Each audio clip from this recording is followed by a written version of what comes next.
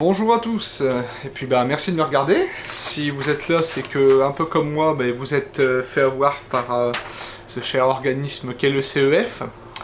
Donc ceux qui ont vu sur le groupe Facebook, en fait on partage un groupe Facebook, ceux qui arriveront là par hasard, je vous explique, qui s'appelle CEF Arnaque, point d'interrogation. Et donc du coup j'avais proposé l'idée de faire des vidéos où chacun s'expliquerait un peu sur sa situation personnelle pour expliquer pourquoi il est insatisfait du CEF et dans quel cadre on pourrait agir. Alors je vous explique un peu ma situation.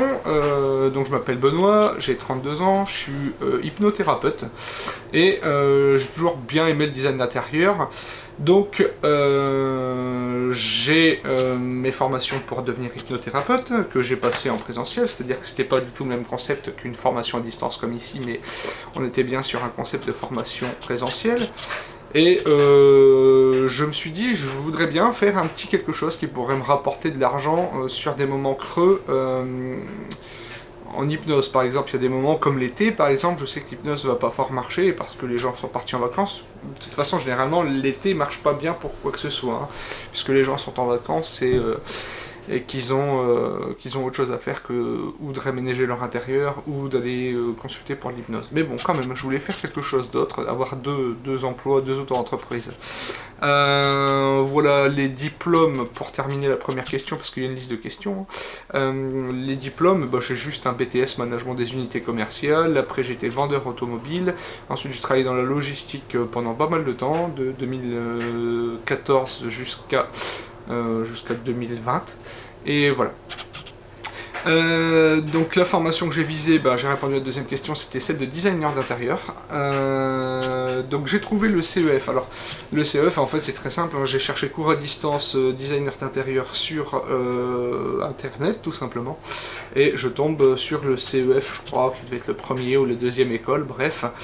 Donc sur le net, recherche sur le net, et ensuite quant aux recherches préalables sur le CEF, je vais simplement voir sur le YouTube, en fait, voir ce qu'il est dit. Je vois plusieurs personnes qui disent en être très satisfaits, là.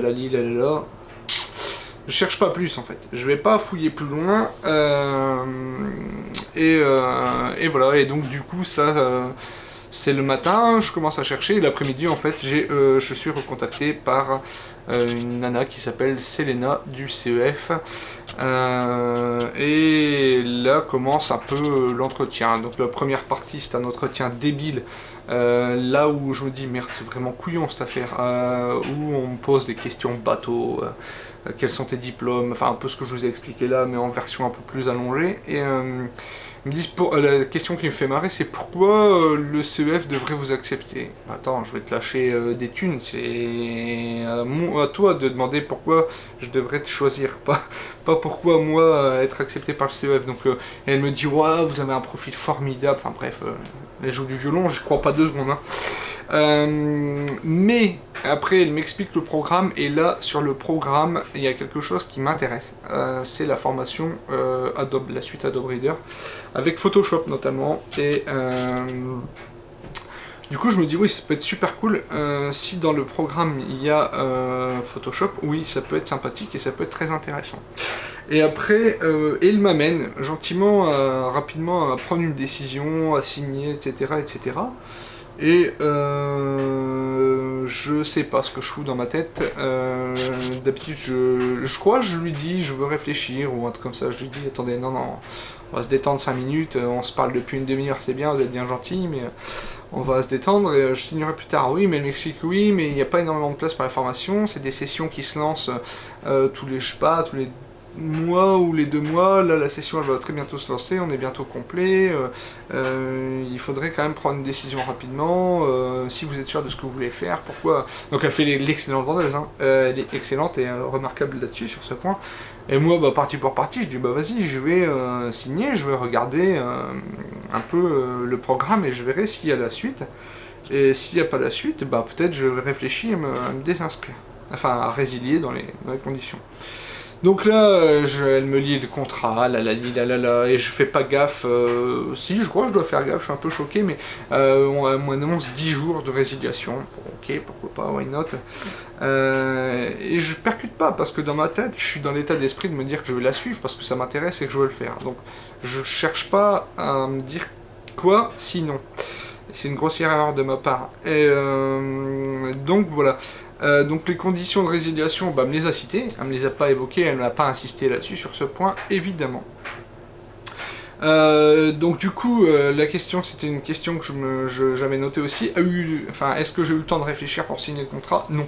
Non, et on ne le laisse pas le temps. Et c'est ça, en fait, aussi, ça fait partie des problématiques.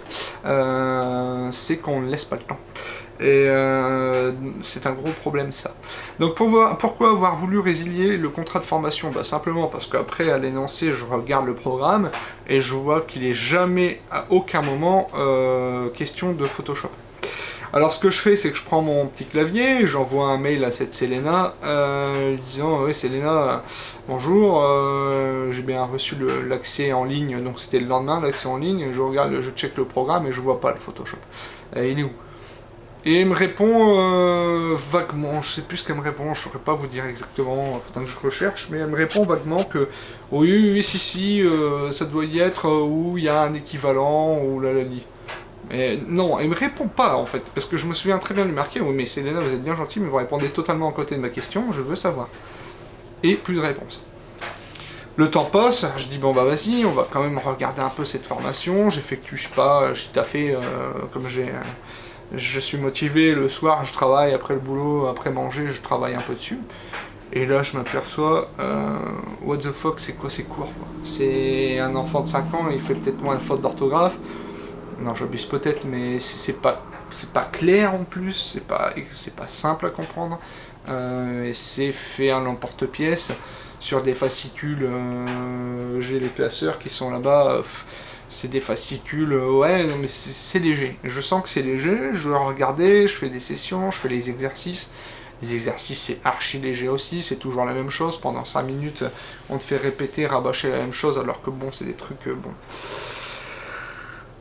Ouais, c'est donc du coup, on n'est absolument pas du tout en adéquation avec le programme qu'on m'a vendu. On est absolument dans le vague et puis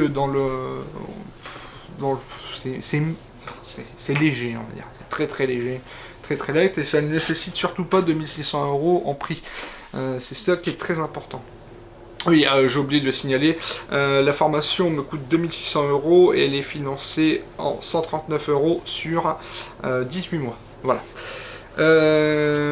Donc, une question que j'ai oublié de noter mais qui est bonne à répondre, c'est est-ce que si la formation était en adéquation avec le programme et puis avec mes attentes, évidemment j'aurais continué. J'ai des petits soucis de budget parce que j'ai ma femme qui est russe et avec qui je vis plus depuis 1 an, qui m'a demandé le divorce. Ça me pose aucun problème. Ça met un gros coup de moins dans mes finances, mais techniquement, je suis peut-être capable de les financer. C'est pas là le vrai gros problème. Néanmoins, c'en est un quand même. Et donc du coup, si la formation avait été correcte, oui, j'aurais continué, oui, j'aurais jamais demandé la résiliation. Alors, je regarde en fait, moi bêtement, je regarde un petit peu le format de résiliation et je vois que c'est 10 jours. Et là, mes vieux souvenirs de vendeur automobile remontent et c'est 14 jours légalement parlant. Je cherche sur internet et je vois qu'il n'y a aucune raison que ce soit 10 jours. Ça s'est passé en 2 fois en fait. J'ai regardé la première fois, j'ai vu 10 jours, je me suis dit merde, il y a quelque chose qui est pas normal, je suis parti faire une séance d'hypnose, j'ai bossé, etc. Et j'ai eu une latence en fait. Et cette latence m'a fait dépasser 10 jours. Et après j'ai cherché, j'ai potassé et j'ai vu qu'en fait non, c'est pas 10 jours, il n'y a rien qui les autorise à faire 10 jours, c'est 14 points barre. Donc ça, le fait que j'ai pas excessivement de pognon, le fait qu'il me semble fort quand même, malgré tout, que ce soit un crédit qui finance ça, les membres du groupe pourront peut-être le répondre, mais pour moi c'est un crédit qui finance la formation, font que pour moi le contrat est caduc sur plusieurs points. d'abord la durée de résiliation, pour moi ça rend le contrat caduc, parce que si elle n'est pas légale, c'est caduc. Je leur écris une petite lettre de résiliation bien propre où j'explique que leur contrat est caduc, qu'il n'est pas nécessairement la peine de leur part de continuer à me demander de payer, parce que 1, je ne payerai pas, et 2, je ne vais pas me laisser faire. Le CEF m'appelle une fois, et plus rien. Je me dis c'est bon, ils ont lâché le morceau, et j'avais un rendez-vous à la con, c'est pareil, avec mon coach, qui m'appelle et qui me dit ah bah j'ai pas réussi à vous joindre, d'accord, donc du coup je rappelle, je dis bah de toute façon il n'y a absolument rien à joindre puisque la formation je la suis plus, et elle me dit ah non vous êtes encore enregistré, vous devez continuer, d'accord. Elle dit si vous voulez arrêter, il faut prendre un rendez-vous avec je sais plus qui, bref, un conseiller, je sais pas trop quoi, un médiateur, je sais pas trop quoi. D'accord, ok. Donc je prends ce rendez-vous et la nana m'appelle, elle dit oui, j'ai votre courrier sous les yeux, il est absolument pas valable votre courrier, les durées légales de rétractation c'est ou 10 ou 14, mais de toute façon vous avez fait votre lettre au jour 15 ou jour 16, donc vous avez absolument pas la possibilité légale d'arrêter. Elle dit concernant le paiement, c'est une facilité de paiement, ça n'est en aucun cas un crédit, donc vous avez on n'a aucun renseignement bancaire à demander, etc. Donc vous soyez ou pas capable de payer, on s'en carre. Clairement, c'est ce qu'elle m'explique. Donc elle dit bah voilà, elle dit la seule chose qui fait que peut-être on pourrait vous autoriser à arrêter la formation, c'est votre divorce, mais vous allez devoir prouver que vous allez avoir des frais, lalala. Moi pour l'instant je suis allé chez l'avocat, je sais pour combien j'en ai, je sais que j'en ai pour 1600 € de divorce. Je n'ai néanmoins pas envie de me justifier, surtout dans ce contexte-là. Comment je vois l'avenir, et es-tu tranquille avec les actes du CEF? Comment je vois l'avenir? Je le vois simplement. Simplement que je vais pas payer, que je vais tout faire pour qu'il me lâche la grappe et qu'il lâche la grappe à plus de monde possible. Et puis s'il faut se battre, on ira au combat. Et puis je pense que sur le groupe Facebook, ou si vous n'êtes pas dessus, je vous invite vraiment à rejoindre. Je pense qu'on est plusieurs. Si j'étais tout seul, je me poserais des questions. C'est aussi une chose, tiens, je ne vais pas citer, mais quand j'ai vu, après j'ai creusé un peu plus sur le CEF, j'ai vu toutes les casseroles qui traînent au cul, etc. Je me suis dit, ouais, non, c'est mort, je vais au bout des choses, et je vais me battre pour arrêter cette formation, et surtout qu'il me lâche la grappe, quoi. J'ai pas envie de recevoir des appels, j'ai pas envie d'avoir des lettres de pseudo-huissier ou d'huissier tout court. Et puis je suis bien prêt, si on est plusieurs, à monter un groupe, comment on pourrait dire, une association, ou je sais pas, et sur le nombre porté atteinte au CEF en créant un groupe de consommateurs, et puis en portant plainte, déposant plainte tout simplement. Je peux vous garantir, si on est ne fût-ce que 30-35 à le faire, et ça peut se trouver facilement, on va réussir à faire quelque chose. Voilà, il y aura d'autres personnes qui se sont proposées sur le groupe, et je les remercie énormément de prendre le courage et puis le temps de le faire surtout, et puis on en discute ensemble. Je vous souhaite ciao, bon dimanche, et continuons à nous battre, on va y arriver.